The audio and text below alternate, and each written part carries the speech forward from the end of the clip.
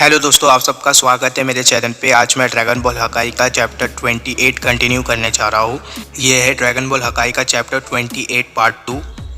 अगर आपने पार्ट 1 नहीं देखा है तो मैं तो रिकमेंड करूँगा कि पहले जाकर आप पार्ट 1 देख लीजिए।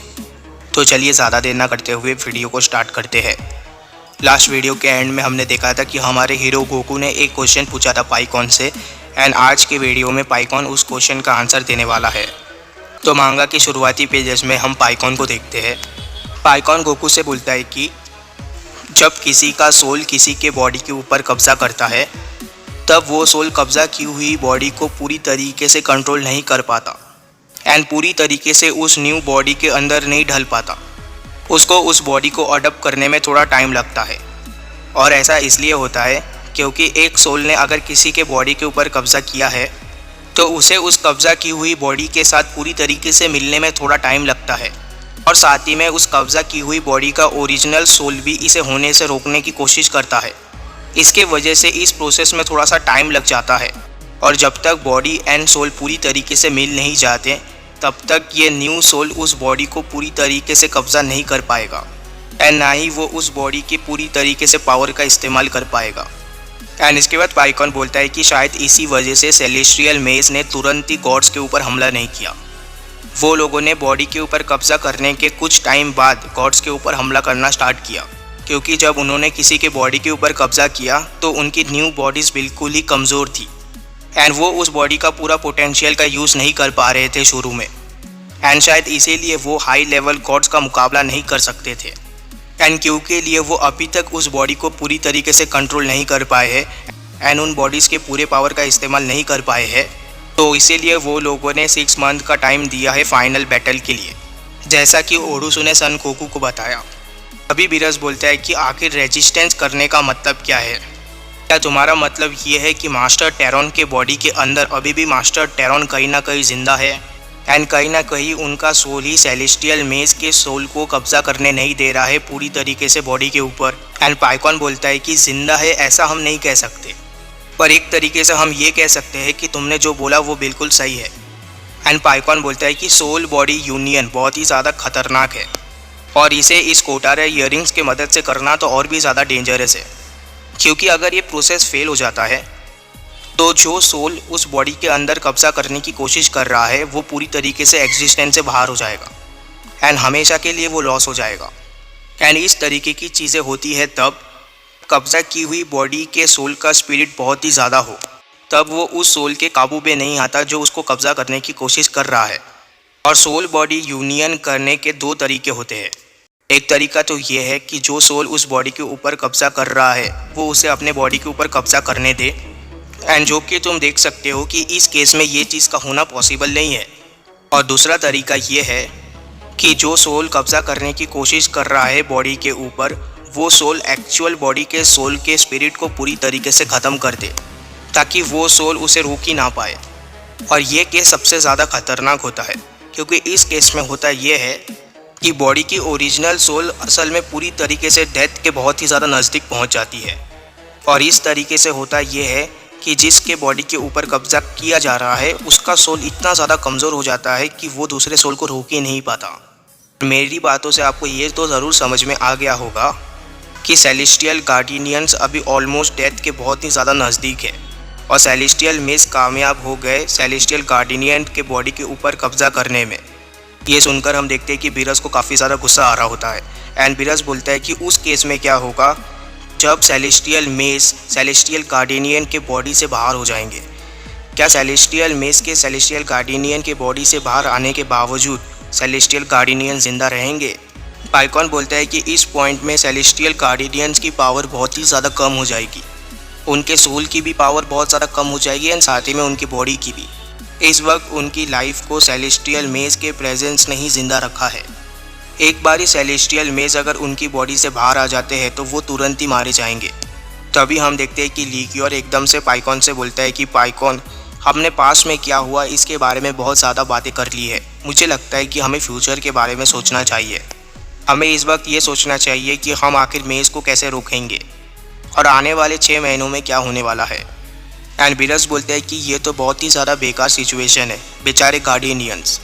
उनके बॉडी के अंदर सेलेस्टियल मेज अगर रहते हैं तो वो लोग ज़िंदा रहेंगे, पर वो लोग अपनी ज़िंदगी एक नौकर जैसा गुजारेंगे। और सेलेस्टियल मेज अगर उनकी बॉडी को छोड़ देते हैं तो वो लोग मारे जाएंगे। इसके बाद हम देखते हैं कि पाइकॉन लिक्योर के क्वेश्चन का जवाब देता है। एंड पाइकॉन बोलता है कि जैसा कि तुम लोगों को पता है कि सेलेस्टियल मेज का एक ही काम है जेराट को वापस से लाना और जेराट को फिर से ज़िंदा करना। क्या मैंने सही कहा? तो जेराट को वापस से लाने के लिए उनको 2 स्टेप पूरे करने होंगे। पहला स्टेप तो ये है 5 ग्रेट पिरामिडियल बीस्ट को लाना है। और जैसा कि तुम्हें पता है कि वो 5 पिरामिडियल बीस्ट है जेराट के छोटे छोटे पार्ट्स। एंड जेराट को हमने इन्हीं पार्ट्स में डिवाइड कर दिया था और सारे बीस्ट के पार्ट्स को लाने के लिए उन्हें अभी भी माजिन बू के पार्ट को लाना होगा और साथ में जेनिम्बा को भी। तो इसीलिए इन फ्यूचर वो लोग जेनिम्बा एंड माजिन बू के लिए ज़रूर आएंगे यहाँ पर। तभी एक गॉड ऑफ डिस्ट्रक्शन बोलता है कि ये तो फर्स्ट स्टेप है, आखिर सेकेंड स्टेप क्या है? एंड पाइकॉन बोलता है कि जेराट को ज़िंदा करने का एक बहुत बड़ा प्रोसेस है और मैं ये प्रोसेस तुम्हें अभी और इस वक्त एक्सप्लेन नहीं कर सकता क्योंकि मुझे भी पूरे प्रोसेस के बारे में पूरी तरीके से नहीं पता है। पर मुझे इस प्रोसेस के बारे में एक ही चीज़ पता है कि वो है कि इस प्रोसेस को कंप्लीट करने के लिए काफ़ी अमाउंट ऑफ एनर्जी चाहिए होगा और इस एनर्जी का इस्तेमाल करके ही वो सारे पिरामिडियल बीस्ट को आज़ाद कर पाएंगे। और आज़ाद करने के बाद उन्हें एक रिचुअल परफॉर्म करना होगा जिसके कि ये सारे पिरामिडियल बीस्ट के पार्ट जुड़कर वापस से जेराट बन जाएंगे। तभी गोकू बोलता है कि मुझे याद है जब बाबीडी को माजिन बू को आज़ाद करना था तब उससे भी काफ़ी सारे एनर्जी की ज़रूरत पड़ी थी।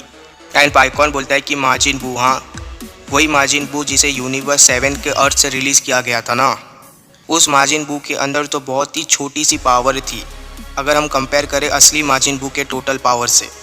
इसीलिए काफ़ी कम अमाउंट ऑफ एनर्जी की ज़रूरत पड़ी उसे आज़ाद करने के लिए।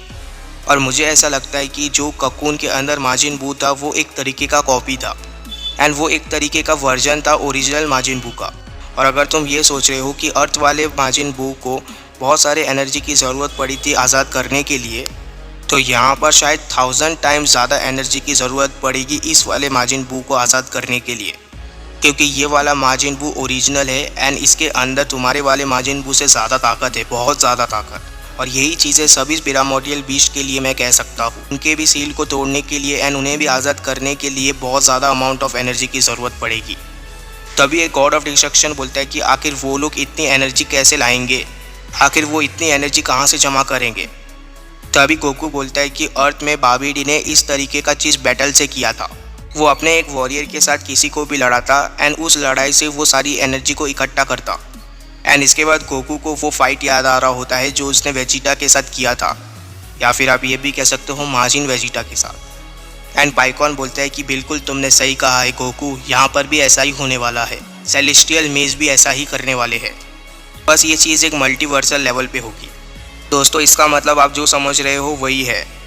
पाइकॉन बोलता है कि 6 महीने बाद जो वॉर आने वाली है उस वॉर में सभी के सभी 12 गॉड ऑफ डिस्ट्रक्शन भी हिस्सा लेंगे एंड वो 12 गॉड ऑफ डिस्ट्रक्शन की एनर्जी भी बहुत ज़्यादा होगी एंड इसी चीज़ का फ़ायदा उठाना चाहते हैं सेलेस्टियल मेज। लड़ाई के दौरान जो भी नुकसान या फिर जो भी एनर्जी का लॉस सेलेस्टियल मेज गॉड ऑफ डिस्ट्रक्शंस को देंगे या जितनी भी पावर इस बैटल के दौरान यूज़ की जाएगी एंड वेस्ट होगी, वो सभी की सभी एनर्जी 5 पिरामिडियल बीस्ट को बाहर निकालने के लिए एंड जेराट को वापस से जिंदा करने के लिए यूज़ होगी।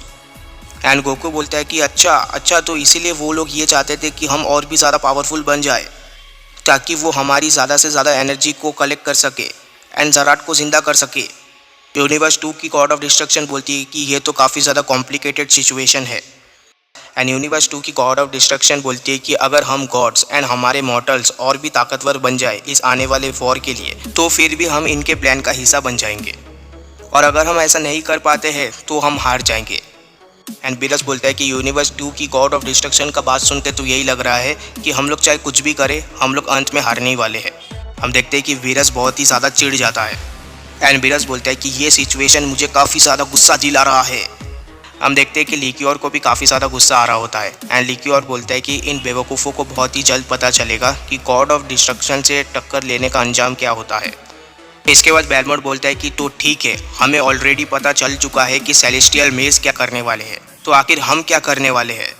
एंड क्यूटेला बोलता है कि क्या इसका कोई तरीका नहीं है कि ये लोगों के हमारे ऊपर अटैक करने से पहले हम लोग ही ये लोगों के ऊपर अटैक कर दे। एंड पाइकॉन बोलता है कि बदकिस्मती से हम ऐसा नहीं कर सकते। लाउडर नाम का एक सेलेस्टियल मेज है जो इस तरीके की चीज़ों को करता है। वो सीलिंग मैजिक का इस्तेमाल करके पूरी तरीके से किसी भी चीज़ को छुपा सकता है। इसीलिए वो लोग अभी एक ऐसे जगह पर छुपे हुए हैं जहाँ पर हम उन्हें नहीं ढूंढ सकते। हम बस एक ही चीज़ कर सकते हैं, उनके आने का इंतज़ार। और मैं तुम सभी गॉड ऑफ डिस्ट्रक्शन को एक ही सजेशन देना चाहूँगा कि अपने आप को एंड अपने यूनिवर्स के मॉडल्स को तैयार कर लो इस आने वाले ग्रेट बैटल के लिए। और सेलेस्टियल गार्डियन होने के नाते हम भी अपनी तरफ से पूरी तरीके से काम करेंगे और सेलेस्टियल मेज के बारे में जानने की कोशिश करेंगे एंड उनके प्लान्स के बारे में भी। तभी पाइकॉन एकदम से पीछे मुड़कर ग्रैंड ज़ेनो को देखता है एंड पाइकॉन बोलता है कि ग्रैंड ज़ेनो, मैं आपसे एक रिक्वेस्ट करना चाहूँगा। मैं माजिन बू के बचे हुए टुकड़े के ऊपर कब्जा करना चाहता हूँ क्योंकि ये पावर 2 हिस्सों में बढ़ चुकी है एंड ये दोनों क्रीचर ही यूनिवर्स 7 में रहते हैं। तभी हम देखते हैं कि बीरस को एकदम से गुस्सा आ जाता है एंड बीरस बोलता है कि क्यों, आखिर क्यों तुम ऐसा करना चाहते हो? तुम्हारे पास तो पहले से ही माजिन बू की बहुत सारी ताकतें हैं और साथ ही में फ्रीज़ा के साथ जो क्रीचर था उसकी ताकत भी है। तुम जब यूनिवर्स 7 में थे तुमने बिल्कुल ही इग्नोर कर दिया उस मोटे बू को एंड साथ ही में उस बच्चे को भी, जिसके वजह से मुझे उन लोगों को बचाना पड़ा। तो आखिर तुम अभी इनकी चिंता इतनी क्यों कर रहे हो? एंड पाइकॉन बोलता है कि मैं उनको बचाने के लिए इसलिए नहीं गया क्योंकि माजिन बू के अंदर बहुत ही कम ताकत है कंपेयर टू ओरिजिनल माजिन बू के। तो इसीलिए एक सेलेस्टियल गार्डियन होने के नाते मुझे माजिन बू के ककून के पीछे ही जाना था जिसके अंदर ऑलमोस्ट सारे क्रीचर्स की पावर है। और यूनिवर्स 7 में जो माजिन बू रहता है उसकी पावर बहुत ही ज़्यादा कम है। उसकी पावर इतनी ज़्यादा कम है कि उसके पावर से तो ज़राट का फ्रैक्शन ऑफ पार्ट भी ज़िंदा नहीं हो सकता। तभी बीरस को एकदम से गुस्सा आ जाता है। बीरस बोलता है कि अगर उनकी ताकत इतनी कम है तो आखिर तुम क्यों उनकी ताकत लेना चाहते हो और आखिर क्यों सेलेस्टियल मेज भी उनके पीछे पीछे आए? एंड पाइकॉन बोलता है कि छोटा पार्ट हो या बड़ा पार्ट हो उससे सेलेस्टियल मेज को कोई लेना देना नहीं है। ज़रूरी बात यह है कि वो ज़राट के पार्ट का हिस्सा है। इसीलिए मुझे लगता है कि उन लोगों को ज़रूर कुछ पता होगा ज़राट के बारे में और हम लोग कुछ स्टडीज़ कर सकते हैं उनके ऊपर और साथ ही में स्टडी करके ज़राट के बारे में भी पता लगा सकते हैं। ऐसा कुछ पता लगा सकते हैं ज़राट के बारे में जिसके बारे में सेलेस्टियल मेज को भी पता हो। सेलेस्टियल गार्डियन ये एक्सपेरिमेंट बहुत दिनों से ही करना चाहते थे पर ककून के ऊपर किसी तरीके का एक्सपेरिमेंट करना ये बिल्कुल ही फॉरबिडन है। पर यहाँ पर बात कुछ अलग है। यहाँ पर बात यह है कि माजिन बू का ये पार्ट ऑलरेडी रिलीज़ हो चुका है तो इसीलिए हम इस माजिन बू की मदद से काफ़ी सारी इन्फॉर्मेशन को एक्सट्रैक्ट कर सकते हैं।